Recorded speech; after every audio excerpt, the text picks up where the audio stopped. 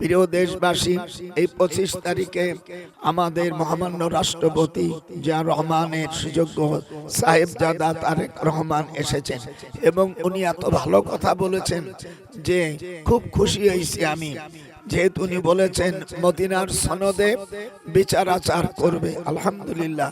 আমি তারেক জিয়াকে বলছি, বাবাজান আপনি এ দেশের কর্ণধার হন, আল্লাহ যেন এ দেশের প্রধানমন্ত্রী আপনাকে বানায়। আমি এই দোয়া করছি।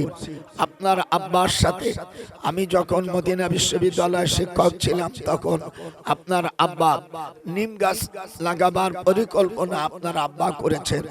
এটা আরাফাতের ময়দানে নিম গাছগুলোকে জিয়া গাছ বলা হয়। আলহামদুলিল্লাহ, পৃথিবীতে এরকম কেউ লাগাইছে বলে আমার জানা নাই। বিসমিল্লাহির রহমানির রহিম সেই সংবিধানে লিখেছেন বাংলাদেশ 1971 সাল থেকে এই পর্যন্ত তাই করেনি। আপনি তার সুযোগ্য সন্তান, আশা করি আপনি আপনার মেম্বার পার্লামেন্টে গেলে, আপনি প্রধানমন্ত্রী হলে আল্লাহর পাকের একটা আয়াত আপনি আমল করবেন। আল্লাহ বলেন আল্লাযীনা ইম্মাক্কান্নাহুম ফিল আরদ আকামুস সালাত, সূরা হজের 41 নম্বর আয়াতে আল্লাহ বলেন মুসলমানদেরকে যখন রাষ্ট্রের ক্ষমতা দেব তখন তারা নামাজ প্রতিষ্ঠিত করবে, যাকাত, সৎ কাজের আছে আদেশ, অসৎ কাজের বাধা। এটাই পর্যন্ত বাপজান কেউ করেনি। আপনার দ্বারায় আপনার মেম্বার পার্লামেন্ট যারা যাবেন তারা যেন এই কাজটা করে।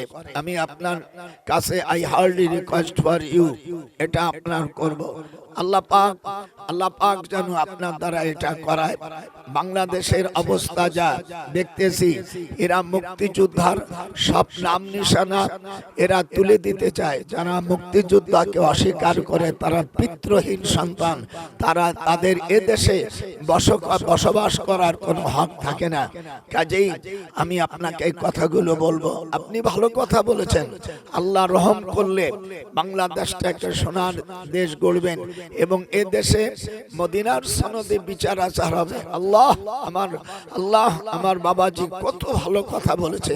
আল্লাহ তোমার নেক হায়াত দেখ এবং তোমার দলে যারা আছে তারা যেন এই কথাগুলো অনুধাবন করে।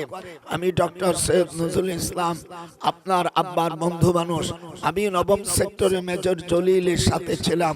বাংলাদেশে 11টা সেক্টর ছিল, আপনার আব্বা জান ছিলেন প্রথম সেক্টরের অধিনায়ক, আর আমার গুরু ছিলেন মেজর জলিল 9 নম্বর সেক্টরে, আমি ওনার পিএ ছিলাম।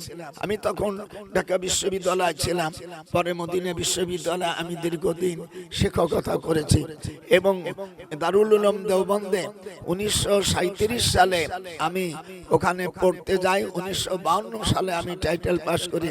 পরে ঢাকা বিশ্ববিদ্যালয় আইন ও বিচার এমএ পাস করে আমি মদিনা বিশ্ববিদ্যালয় থেকে পিএইচডি করেছি। বাজান আমি তোমার মুরব্বী, আমি তোমার শুধু তাই নয়, তোমার খালাম্মার দিক দিয়ে, তোমার মামার দিক দিয়ে শিরিন আক্তার মজুমদার নোয়াখালী, আপনার মার 50 বোনের মেয়ের ছেলের সাথে আমার ছেলের বিয়ে হয়েছে। তো যাই হোক, আমি তোমাকে অনুরোধ করি দয়া করে পার্লামেন্টে যেন নামাজের বিল আল্লাহ পাক আপনার দ্বারাই করায়, এটাই আমি কামনা করছি। আল্লাহ পাক তোমাকে সুস্থ রাখুক, ইমানের সাথে রাখুক, বাংলাদেশকে আল্লাহ তাআলা হেফাজত করুক, বাইতুল মুকাদ্দাস মুসলমানের হাতে আল্লাহ ফিরিয়ে দেখ, এই কামনা করে আমার বক্তব্য শেষ করছি। ওয়া আখিরু দাওয়ানা আলহামদুলিল্লাহি রাব্বিল আলামিন। আসসালামু আলাইকুম ওয়া রাহমাতুল্লাহ।